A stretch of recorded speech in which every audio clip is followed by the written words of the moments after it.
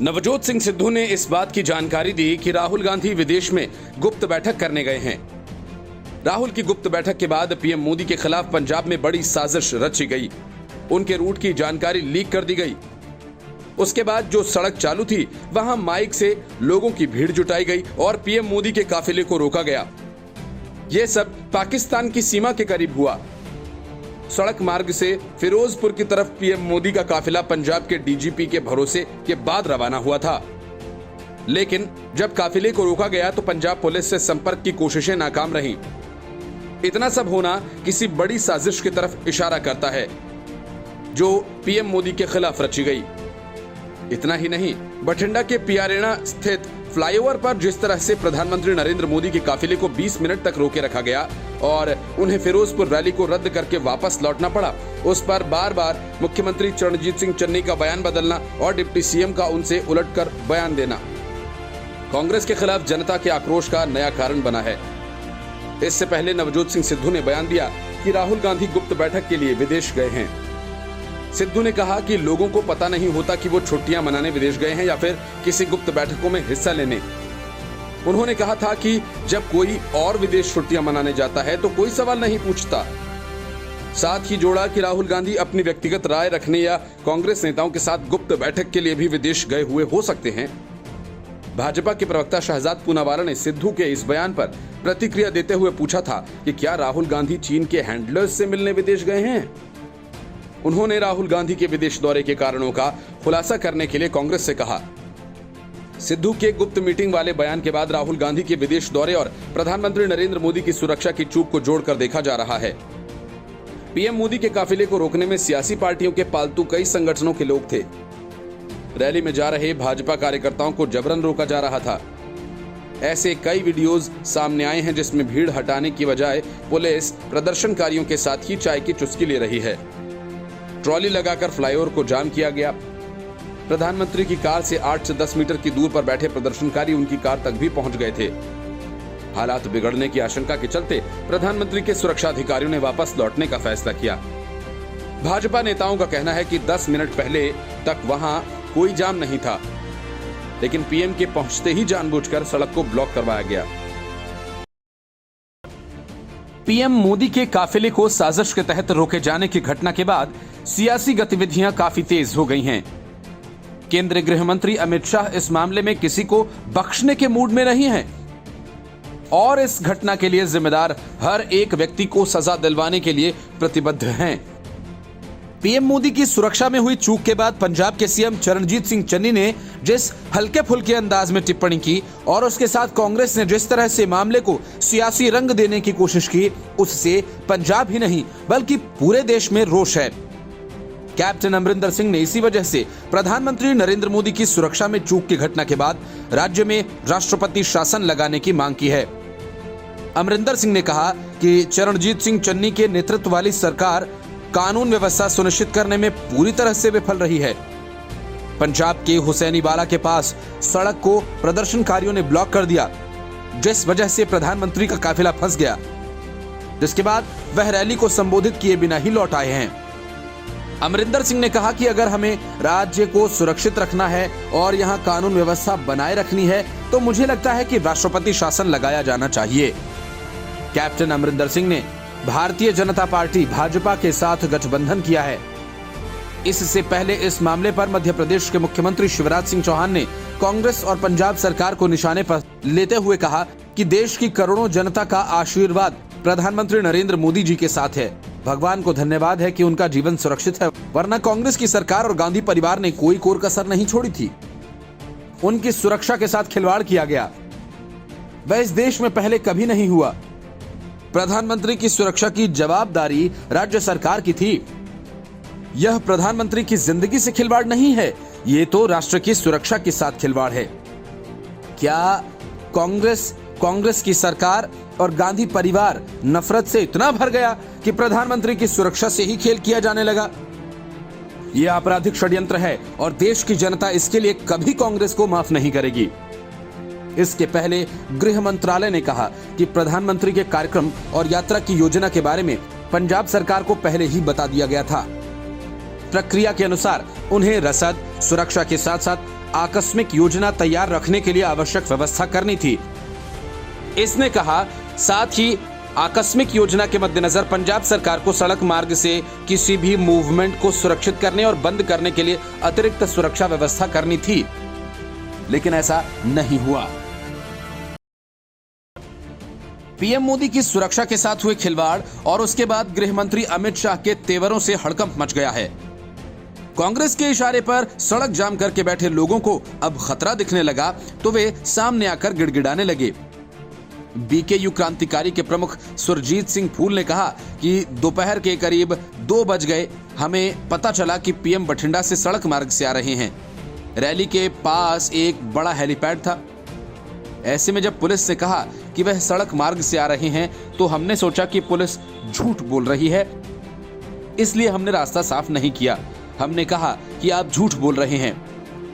मतलब ये कि पीएम मोदी का रास्ता रोकने वाले अपने आप को पाक साफ घोषित कर रहे हैं, जबकि दूसरी तरफ सीएम चन्नी तीसरी बात कर रहे हैं। ये बात चन्नी से लेकर रास्ता रोकने वाले उपद्रवियों को पूरी तरह से पता है कि अंजाम क्या होने वाला है। यही वजह है कि सुरजीत सिंह फूल ने पहले ही पंजाब पुलिस को क्लीन चिट देते हुए कहा कि पुलिस ने प्रदर्शन कर रहे किसानों को रोकने की कोशिश की, लेकिन पुलिस और किसानों की संख्या बराबर थी। उन्होंने आगे कहा कि हम सड़क से नहीं हटे, कि हमें नहीं पता कि उनका कार्यक्रम कैसे बदल गया। अगर हमें यकीन होता कि वह सड़क से आ रहे हैं तो हम सड़क खाली कर देते। ये एक भ्रम की स्थिति थी। इस सवाल के जवाब में कि क्या बीकेयू क्रांतिकारी सदस्य उस घटना के लिए माफी मांगेंगे जिसके परिणाम स्वरूप सुरक्षा में बड़ी चूक हुई, इस पर फूल ने कहा कि माफी मांगने का कोई सवाल ही नहीं। उन्होंने कहा कि विरोध करना उनका लोकतांत्रिक अधिकार था। क्या हम विरोध नहीं कर सकते? यह हमारा लोकतांत्रिक अधिकार है। हमने जो कुछ भी किया सही काम किया। बीकेयू क्रांतिकारी ने कहा कि 12-13 किसान संगठनों ने विरोध करने का फैसला किया और इसके पीछे की वजह थी कि सरकार ने एमएसपी द्वारा कोई समिति नहीं बनाई। हालांकि उन्होंने कहा कि समूह उस जगह से 8 किलोमीटर दूर प्रदर्शन कर रहा था जहां पीएम मोदी को रैली करनी थी। पीएम के काफिले की तरफ से अंतिम मिनट में मार्ग परिवर्तन की वजह से ऐसी स्थिति उत्पन्न हुई। प्रधानमंत्री नरेंद्र मोदी की सुरक्षा के साथ खिलवाड़ करके कांग्रेस अगर यह सोच रही हो कि उसने बहुत बड़ा तीर मार लिया तो ये उसकी बड़ी सियासी गलती है। पीएम मोदी की जान को खतरे में डालने का खामियाजा कांग्रेस को पूरे देश में ही नहीं बल्कि पंजाब में भी उठाना पड़ सकता है। पंजाब में सत्ता बरकरार रखने के लिए कांग्रेस ने चरणजीत सिंह चन्नी को मुख्यमंत्री बनाकर बड़ा दांव चला था। पार्टी ये बात और है कि नवजोत सिंह सिद्धू ने सारा गुड़ गोबर कर दिया, लेकिन कांग्रेस को अब भी यकीन है कि दलित कार्ड के जरिए वह दूसरी बार चुनाव जीत सकती है।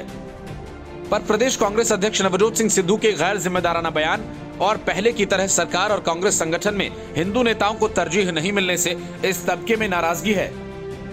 ऐसे में भाजपा प्रधानमंत्री की सुरक्षा में चूक को बड़ा मुद्दा बनाने के मूड में है।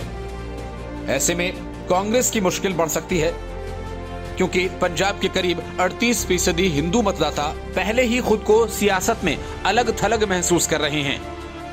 कांग्रेस के सीनियर नेता सुनील जाखड़ ने पीएम मोदी की सुरक्षा में की गई इस लापरवाही के बाद जो बयान दिए उसे इसी हिंदू वोट बैंक से जोड़कर देखा जा रहा है। पार्टी के रुख से अलग जाखड़ ने ट्वीट कर कहा कि जो हुआ वह स्वीकार्य नहीं है। यह पंजाब और पंजाबियत के खिलाफ है। पंजाब की सियासत में हिंदू मतदाताओं की अहमियत जट सिख मतदाताओं से कम नहीं है। प्रदेश के सिखों में 60% जट सिख हैं, पर ये मतदाता अकाली दल, कांग्रेस और आम आदमी पार्टी में बंटते रहे हैं। पंजाब का मालवा हिंदू मतदाताओं का गढ़ माना जाता है और यहां 67 सीटें हैं। प्रदेश में चुनाव वही जीतता है जो मालवा में बढ़त बनाने में सफल रहता है।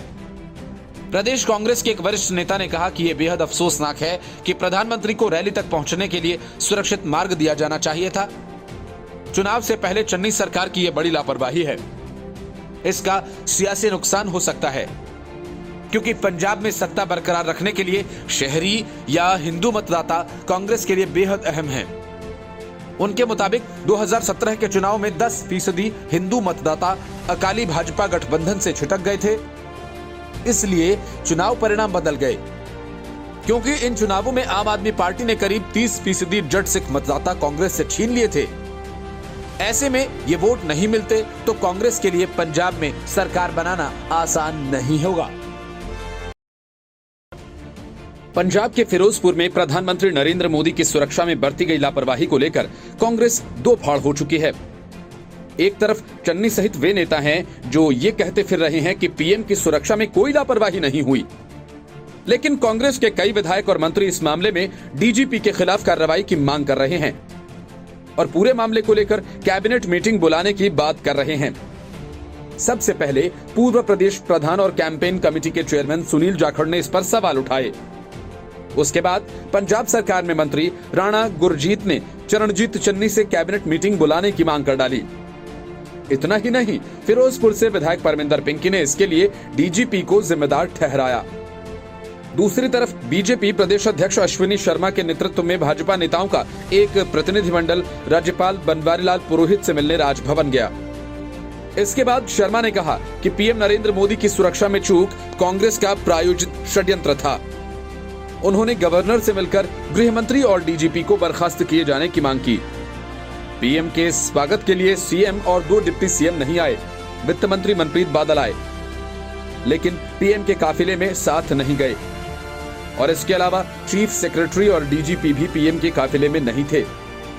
इससे साफ पता चलता है कि सब कुछ पूर्व नियोजित था। पीएम का काफिला वहां से गुजरेगा, इसके बारे में सूचना किसने दी? भाजपा के पंजाब प्रधान अश्विनी शर्मा ने कहा कि जब चीफ सेक्रेटरी और डीजीपी ने क्लियरेंस दी कि रोड से जा सकते हैं तो काफिला निकला।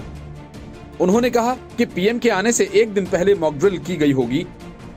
जिस प्रकार पीएम का काफिला 20 मिनट रुका, उसके बाद वापस लौटा, इससे पता चलता है कि पंजाब सरकार किस तरह पीएम की सुरक्षा को लेकर नॉन सीरियस थी। हमने राज्यपाल से यह भी मांग की है कि गृह मंत्री और डीजीपी को तुरंत बर्खास्त किया जाना चाहिए। कांग्रेस ने पहले भी पंजाब को आतंकवाद में झोंका था। पंजाब को आग लगाकर कांग्रेस राजनीतिक रोटियां सेकना चाहती है। उनके द्वारा बनाई गई कमेटी क्या जांच रिपोर्ट देगी? पंजाब की कांग्रेस सरकार में टेक्निकल एजुकेशन मंत्री राणा गुरजीत ने कहा कि देश के पीएम किसी भी पार्टी के हों, उनका अपमान नहीं होना चाहिए था। लोग इकट्ठे हों या न हों, ये उनकी पार्टी का मुद्दा है, लेकिन पीएम का रास्ता रोका जाना गलत है। उन्होंने कहा कि डीजीपी और गृह मंत्री को ये प्रबंध करने थे। पीएम को सेफ और वैकल्पिक रूट रखना चाहिए था। इस मामले में सुरक्षा में चूक की जिम्मेदारी फिक्स होनी चाहिए। इससे पंजाब सरकार की छवि खराब हुई है। सीएम को कैबिनेट मीटिंग बुलाकर इसके बारे में बात करनी चाहिए। विधायक परमिंदर पिंकी ने कहा कि किसानों का विरोध ठीक है, लेकिन डीजीपी का फर्ज था कि उनको अलग रूट देते। पीएम का कार्यक्रम होता तो डीजीपी को वहां रहना पड़ता। सीएम को टाइम बाउंड जांच करवाकर कार्रवाई करनी चाहिए। प्रधानमंत्री किसी एक पार्टी का नहीं बल्कि पूरे देश का होता है। प्रधानमंत्री नरेंद्र मोदी की सुरक्षा में जानबूझकर की गई लापरवाही के मामले में जैसे जैसे खुलासे होते जा रहे हैं, पंजाब के डीजीपी और चीफ सेक्रेटरी की संदिग्ध भूमिका सामने आती जा रही है। इस मामले में बड़ा खुलासा यह हुआ कि एडीजीपी लॉ एंड ऑर्डर की ओर से पीएम के दौरे को लेकर अलर्ट जारी किया गया था। इसमें किसानों के जमावड़े का भी जिक्र किया गया।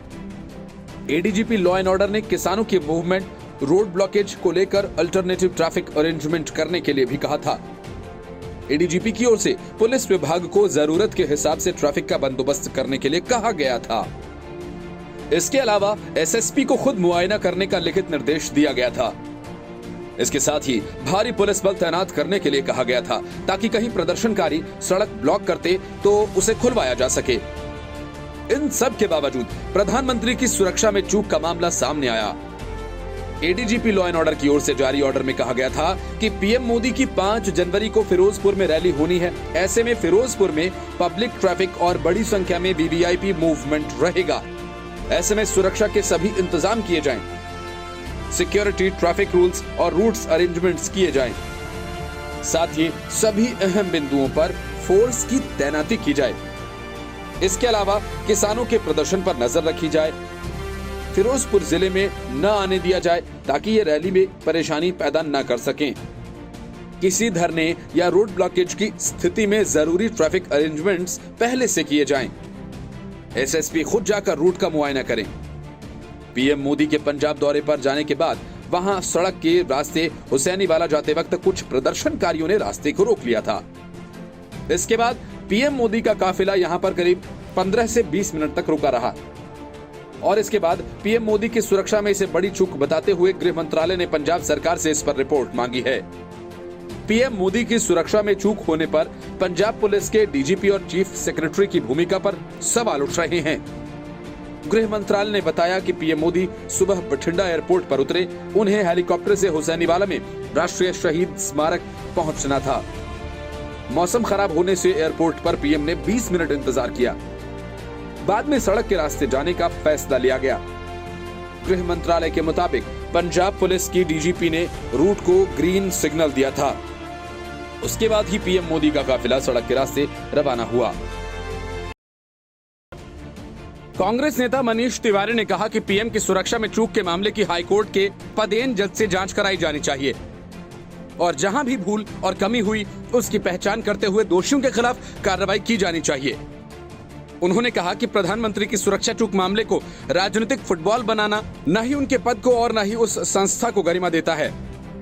इस मामले पर कौन राजनीति कर रहा है संबंधी सवाल पर उन्होंने कहा कि एसपीजी एक्ट केंद्र सरकार का कानून है। अगर कोई सुरक्षा चूक होती है, पीएम की सुरक्षा में पहले जानबूझकर लापरवाही और फिर उसके बाद सियासत कर रही कांग्रेस पर पार्टी के सांसद मनीष तिवारी ने जमकर बरसे। उन्होंने सीएम चन्नी और सोनिया गांधी पर निशाना साधते हुए साफ तौर पर कहा कि पीएम की सुरक्षा का मामला एक संवेदनशील मामला है, कोई सियासत फुटबॉल नहीं जिससे कांग्रेस खेल रही है। पीएम की सुरक्षा में हुई खामी को बेहद दुर्भाग्यपूर्ण बताते हुए मनीष तिवारी ने कहा कि जो भी हुआ वह बहुत दुर्भाग्यपूर्ण था, वह नहीं होना चाहिए था। प्रधानमंत्री की सुरक्षा कोई राजनीतिक फुटबॉल नहीं है। उन्होंने कहा कि प्रधानमंत्री की सुरक्षा के लिए एक कानून बना है जिसका नाम एसपीजी एक्ट है। 2019 में उसमें संशोधन किया गया था। उस एक्ट में एक धारा 14 है जिसमें यह साफ तौर पर लिखा गया है कि हर केंद्र सरकार का मंत्रालय, राज्य सरकार और स्थानीय प्रशासन की जिम्मेदारी बनती है कि प्रधानमंत्री की सुरक्षा में एसपीजी की मदद की जाए। अगर एसपीजी की सुरक्षा में कोई चूक हुई तो ये राजनीतिक विषय नहीं है, ये संवेदनशील बात है। जो संस्था उनकी सुरक्षा को देखती है उसके तहत एक जांच हाईकोर्ट के जज की अध्यक्षता में की जानी चाहिए। पंजाब के चुनावी मुद्दों को लेकर मनीष तिवारी ने कहा कि पंजाब के सामने आज 4 से 5 प्रमुख मुद्दे हैं, जिनमें सबसे प्रमुख मुद्दा पंजाब के लोगों पर कर्ज है। उन्होंने कहा कि आज पंजाब के लोगों पर 2,82,000 करोड़ रुपए का कर्ज है। सीएजी के अनुमान के मुताबिक 2024-25 तक ये बढ़कर 4,00,000 करोड़ से अधिक का हो जाएगा। उन्होंने कहा कि पंजाब देश में 3 शीर्ष कर्ज वाले प्रदेशों की सूची में शामिल है। कहा कि दूसरी प्रमुख समस्या यह है कि पंजाब में 84% लोग खेती किसानी से ही जुड़े हुए हैं। उनके पास 5 एकड़ से कम जमीन है और इस जमीन पर खेती का विकास संभव नहीं है। उन्होंने कहा कि तीसरा बड़ा मुद्दा घटता जल स्तर है। कैप्टन अमरिंदर सिंह की पार्टी के जाने से नुकसान के सवाल पर उन्होंने कहा कि कैप्टन पंजाब के वरिष्ठ नेता हैं। साथ ही उन्होंने कहा कि पार्टी में अदला बदली होती है, लेकिन ऐसा कभी नहीं देखा कि हालात ऐसे बने कि जो व्यक्ति 20 साल तक प्रदेश में पार्टी का प्रमुख रहा हो उसे पार्टी छोड़कर जाने के लिए मजबूर होना पड़ा। ये दुर्भाग्यपूर्ण है, ये नहीं होना चाहिए था। पंजाब में पीएम मोदी के रूट के दौरान हुई सुरक्षा चूक के मामले में एसपीजी और आईबी ने भी घटना की आंतरिक जांच के आदेश दिए हैं। दोनों एजेंसीज अपनी जांच रिपोर्ट केंद्रीय गृह मंत्रालय को सौंप सकती हैं। इन रिपोर्ट के बाद प्रधानमंत्री सुरक्षा नियमों में कुछ परिवर्तन किए जा सकते हैं। उधर केंद्रीय गृह मंत्रालय को अभी पंजाब प्रशासन के आने वाली रिपोर्ट का इंतजार है, लेकिन पंजाब सरकार ने मामले की जांच के लिए जो कमेटी बनाई है उसकी रिपोर्ट में वही सब हो सकता है जो सीएम चन्नी और कांग्रेस की तरफ से बयान दिए जा रहे हैं। इसलिए आईबी और एसपीजी की जांच पूरी तेजी के साथ शुरू हो गई है। पंजाब में प्रधानमंत्री नरेंद्र मोदी की सुरक्षा में हुई चूक का मामला और गंभीर रूप धारण करता जा रहा है। केंद्रीय गृह मंत्रालय ने इस बाबत पंजाब प्रशासन से रिपोर्ट मांगी थी, लेकिन पंजाब प्रशासन ने इस चूक की बाबत एक हाई कमेटी का गठन किया है और माना जा रहा है कि पंजाब अपनी विस्तृत रिपोर्ट इस जांच रिपोर्ट के आने के बाद ही भेजेगा। मंत्रालय के एक आला अधिकारी ने इस संबंध में बताया कि पंजाब सरकार से अभी कोई रिपोर्ट नहीं आई है। इस बदलते घटनाक्रम के बीच प्रधानमंत्री सुरक्षा में तैनात एसपीजी और केंद्रीय खुफिया एजेंसी आईबी मुख्यालय ने भी घटना की आंतरिक जांच के निर्देश देते हुए पूरे घटनाक्रम पर रिपोर्ट तलब की है। सूत्रों ने बताया कि जांच के दौरान दोनों एजेंसीज अपने अपने अधिकार क्षेत्र में कब, कैसे और क्या घटित हुआ, इसकी समीक्षा करेंगी और अपनी रिपोर्ट अपने विभाग प्रमुखों को सौंपेंगी। माना जा रहा है कि दोनों विभाग प्रमुख ये रिपोर्ट केंद्रीय गृह मंत्रालय को सौंप सकते हैं। सूत्रों के मुताबिक गृह मंत्रालय पंजाब समेत सभी रिपोर्ट्स के आला कमान के बाद अपना निर्णय लेगा। प्रधानमंत्री की सड़क यात्रा के दौरान एसपीजी के नियमों का पालन हुआ था या नहीं, आईबी ने क्या रिपोर्ट दी थी, पंजाब पुलिस ने क्या रिपोर्ट दी थी, प्रधानमंत्री की सड़क यात्रा शुरू होने से लेकर उनके पुल पर फंसने तक एसपीजी, स्थानीय पुलिस और आईबी के बीच क्या क्या बातचीत हुई थी, वायरलेस की लॉगबुक में क्या लिखा गया, प्रधानमंत्री की सुरक्षा में तैनात एसपीजी को फंसने का पता कब चला, प्रभारी कमांडर को क्या जानकारी दी गई थी, उसने क्या निर्देश दिए थे, आईबी की स्थानीय यूनिट की इस बाबत क्या रिपोर्ट थी। सूत्रों के मुताबिक इस आंतरिक जांच का मकसद किसी को नुकसान पहुंचाना नहीं है, बल्कि इसका मकसद प्रधानमंत्री की सुरक्षा में हुई चूक क्यों, इसके बारे में पता लगाना और इसे कैसे सुधारा जा सकता है, इसके प्रयास करना है, जिससे भविष्य में ऐसी चूक दोबारा न हो। सूत्रों का कहना है कि इस जांच रिपोर्ट के बाद प्रधानमंत्री की सुरक्षा के नियमों में कुछ अहम परिवर्तन भी किए जा सकते हैं। Report news of India.